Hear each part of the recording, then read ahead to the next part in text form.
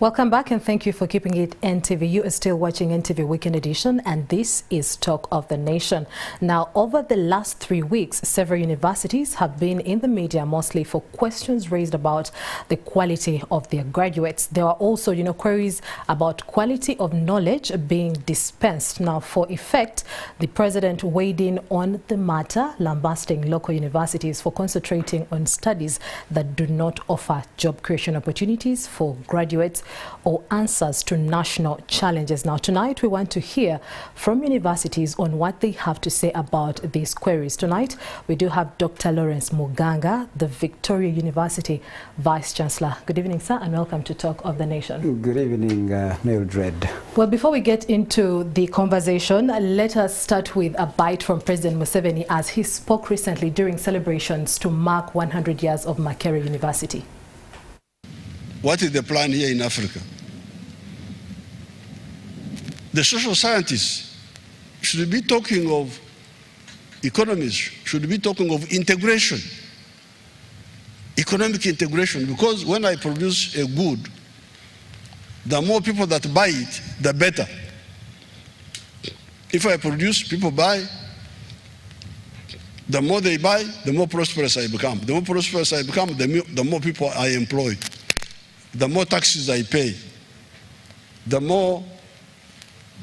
So if you don't solve the issue of integration, if you don't talk about it as a main point, how shall we build prosperity? The faculty of engineering, the faculty of food science, it has come up, they are doing very well. Chamhangire, Dr. Murangan, all the others, they are doing very well. Those ones are actually doing very well. The ICT, I see them also doing something. So I congratulate those and I encourage them and I want to deepen what they are doing. Social science, let's get time and talk. So since Makerere has survived 100 years, what has not been done will be done. Thank you very much. Well, that is the president. You get to see the smile on his face when he's talking about the sciences, and then when it comes to the social sciences, we have to speak.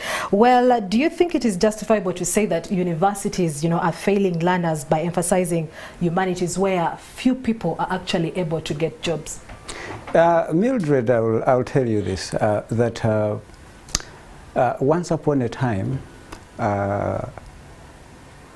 there was a promise given to every child growing up that if you go to higher education, this is one way in any university in the world, Uganda inclusive, that if you go there, that's one way of claiming your small heaven on earth. Space. Yeah, that small space. That means you're going to do great. It's no longer the case. And we should agree that it's no longer the case, it's not working, and that's why the president is frustrated. And that smile you saw, and he said, let's talk.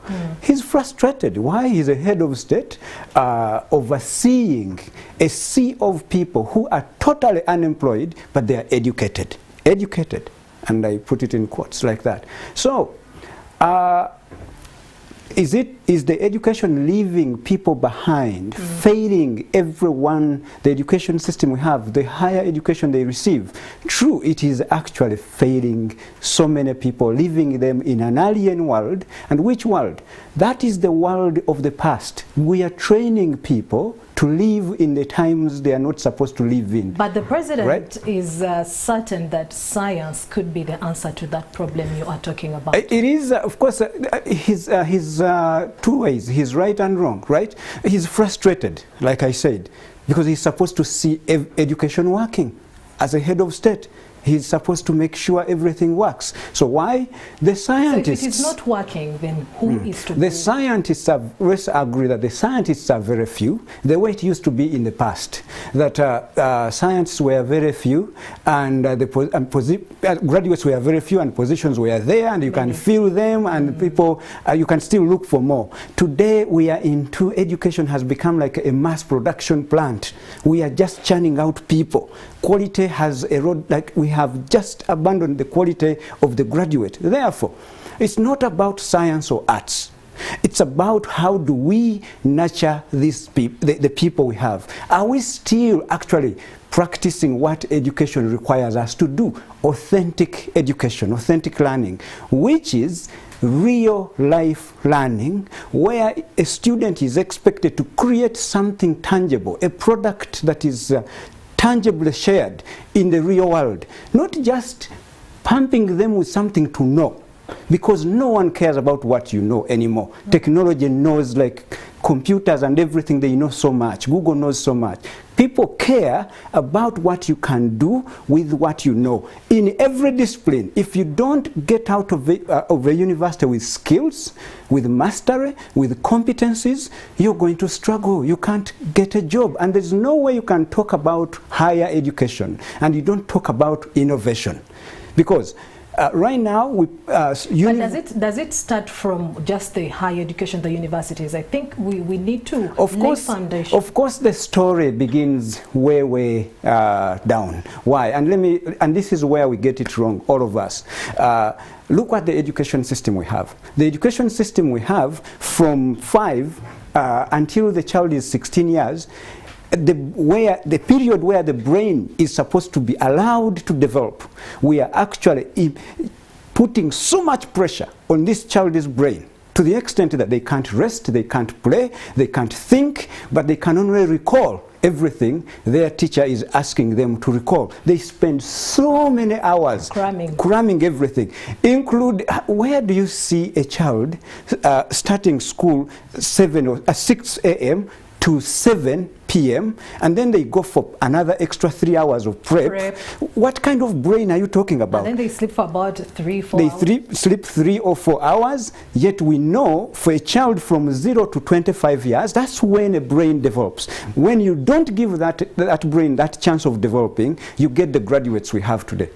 So we have to go back to the drawing board. The parent, the educators, the higher education institutions, we start caring about this important asset, the people, because that's the only human resource. The president was talking about if you produce it and develop it and nurture it better, then there is a lot of productivity for themselves, their families, the community, and the country at large. Well, there has been a call, of course, you've talked about going back to the drawing board. Universities have been called to respond or to go back to the drawing board to redesign programs that suit, the type of education that we deserve. Do you think universities are responding? How are they responding to this call? I can only definitely speak to, as the Vice Chancellor of Victoria University, we always pride ourselves as the university of you, or of the people, because we have to look at the problems, right? There is no way you can have programs that are not addressing real life problems. So education or any teaching should mirror the real world. So the day you're doing things that don't look like the real world, you're not sending these students. The classroom should stop to be the classroom that we knew. As Mildred, you went to school, I went to school, how we went to school. The classroom should be now the community, should be the workplace, more practical. People should be doing. We are churning out people with 0 years of experience. The employer wants 1, 2, 3 years, 4 years of experience. The mismatch, no one is talking about it. But that is done through internships. No, if we talk about internship, this is something too small. Very minute. 2 months, you expect someone to have experience. Like everyone says, oh, I've finished this 3 years, so where am I going to go for internship? 2 months or 3? And when they go there, the people who host them, the best they can do is to allow them photocopy things, make tea for them, go pick lunch for them, and eventually they fill their forms, you have finished internship. That's not going to work for this country. So for example, Mildred is a journalist. She's supposed from day one be at NTV. If you are studying journalism, your classroom should be NTV, learning from the best, understanding what they do. When you finish your 3 years, you have 3 years of experience. The theory, you have it on that iPad. There is no better teacher who has more information than Google. So it's not the library anymore, because the library has limited content, and that content is actually getting outdated. Newer editions are always online, you have them, and you're going to have very good teachers from whichever institutions around the world. You're not limited to your local teachers alone, but we can all share these resources. But there is one thing a university or a higher education institution cannot teach you, is experience, is competencies, is soft skills. These, you get them in the real world. Innovation, that's where you see the problems, and innovate. And once you innovate, innovation is simply coming up with a solution to solve a particular problem. So when you come up with this solution to solve a particular problem, then you monetize it, then you have a startup, then you're not looking for a job, then you're employing others. So if there are so many Mildreds doing that, there is so many job opportunities created. Do we have the resources, Doctor? What resources do you need to think of a problem and you solve it? So we just need to change our mindset and think about different things. And that's what we are trying to do at Victoria University. Think of a different teacher. The teacher who stands in front of Mildred, because Mildred is a student, and then you give them pamphlets, handouts, and then, but these things they can get on their own. But become a coordinator. Me, the teacher, should become a coordinator. I should become a guide. I should become a facilitator. I should become a mentor. I should become a project to coordinate you with different spaces, different media houses, to pick this experience. I just book appointments for you. That is my role. The theory will direct you, read this to supplement what you saw. Then we come back and debrief. Before you know, you will see something at NTV that is not really at par with what maybe you have learned, you have researched, and then you propose a solution. Before you know, Mildred is retained to do a particular job because she created one at NTV. So therefore you don't believe that it is the sciences that can solve? No, it is not the problem. Science is great. God bless scientists. I love them. They solve so many problems, but they can't exist when other fields also don't exist. So it is the way we teach, the way we nurture our people, our young people. We should focus on a few things. We should focus in every teaching that happens that it should mirror the real world. Number two, it should be one that someone lives that particular concept with some mastery.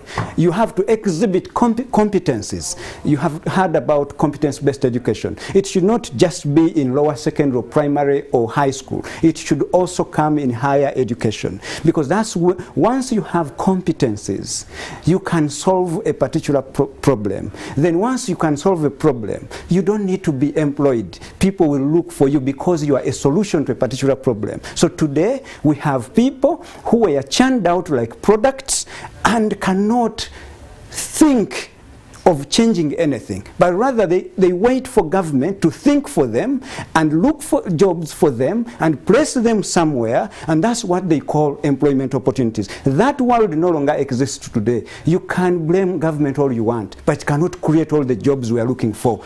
The government can create an environment that is allowing us to thrive, to think, to innovate, create, and then create most startups, solve so many problems, create our own employment opportunities. If I create one opportunity, it can bring in 100. If you create another one, can bring in so many. And number two, as a country still, we should also not neglect the most important literacy, digital literacies. We are in the digital era, economy. Right. So there is no way you're going to survive or thrive in this economy if you don't have the digital literacies. Therefore, once we embrace the digital literacies, as a country we should stop looking inwards for the jobs. There are jobs that are offshore you can do while seated in Uganda. You don't have to leave the country. Thank you.